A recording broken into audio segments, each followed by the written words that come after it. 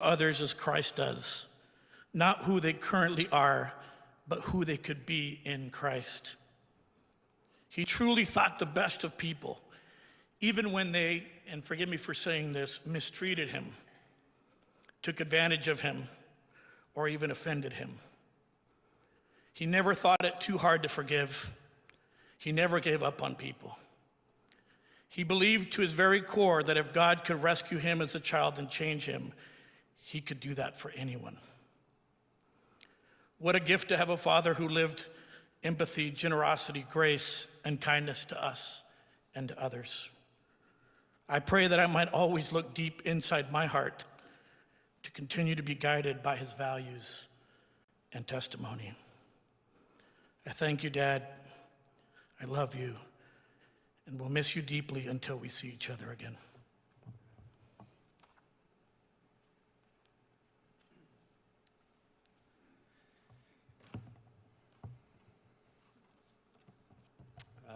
Thank you, everybody, for coming. I know my dad would have very much enjoyed being at a celebration of this nature. He was definitely a person who enjoyed every moment that he had with pastors, missionaries, family, and that's, in a sense, something that I feel kind of defined my dad in a way. He could connect with anybody. He connected with young people, old people, Latin Americans, Asians. It didn't matter where you're from, it didn't matter your background. He always found a way to connect. And I have a memory of the first time he removed his tie to preach. As the congregation he realized was young, and the suit and tie was maybe a little bit too much, as the pastor of that church, was in jeans, and so he quickly removed his tie, and I could tell he was a bit uncomfortable, but he was trying to find a way to connect. And he gave his sermon, and he had the same impact.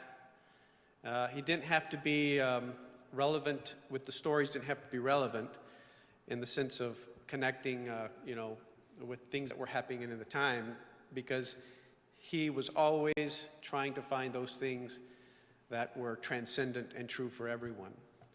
And what I appreciated most about my dad is that he didn't have to know all the answers to have strong convictions. He knew what his limitations were at times. He knew that he couldn't answer every theological question we would pose to him, but he knew that God was good and that his purpose for his life was what he wanted to pursue. And these things manifested themselves in his life as growing up. There was many, many times that I know that he faced challenges that he didn't have the answers to. And the memory I have of him in those moments was just putting himself apart and looking for God's answers in prayer. And I think there was many times that the answers didn't come, but it's still a vivid memory of the time he took to pursue those answers. And in very practical sense, he would continue that, to pray and look for those things that were truly important, simply by saying, if this is God, if this is your will, God, then you will start to make a way. And I think that's what, as a child growing up, I didn't always understand what he was doing in his quiet times. I didn't understand necessarily why, maybe there was difficulties or why everything didn't go smoothly. But I know that when those times came, he didn't take it upon himself to pursue strategies or tactics or take the shortcut. He knew that it was either God's way or it wasn't going to work. And so I think that's, in my life, as we began to experience him in his later years, you could still see those same values. You could still see him always looking for ways to connect with our kids, connect with us. The context changed, the strategies changed, but his mission, his goal, and his love for God never changed. And there was a sermon when we were growing up that when we would go on itineration that we would get to hear over and over and over again. And we get to memorize the punchline. And the punchline, when it would crescendo, was, "These are the things that can't be shaken." And it was a story that he would tell of a lady who had come to him at the church, who had lost her possessions during the war, and she had lost everything, but her faith was still intact. And I think that that's something that was, for me, the essence of my dad. He was able to change and adapt new ideas. He didn't resist the small things. He always focused on those things, on the big things.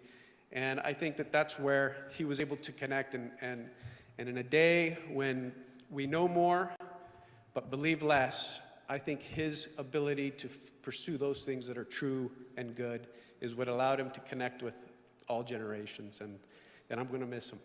Thank you.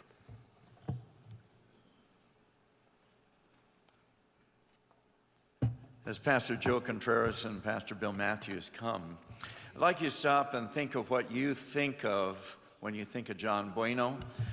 Probably most of you think of him as an executive director, many as a missionary statesman, some as a regional director or area director, an evangelist or missionary. But I know from knowing John so well what he thought of himself as. More than anything else, he thought of himself as a pastor. When he sent me, as I came in as communications director, when he came in as executive director shortly before that, when he wanted me to edit everything that he sent out, and his first letter to the missionary family, when he emailed it to me to edit, and by the way, his stuff needed very little editing, especially if he was angry. He was very eloquent when he was angry. That wasn't in my notes.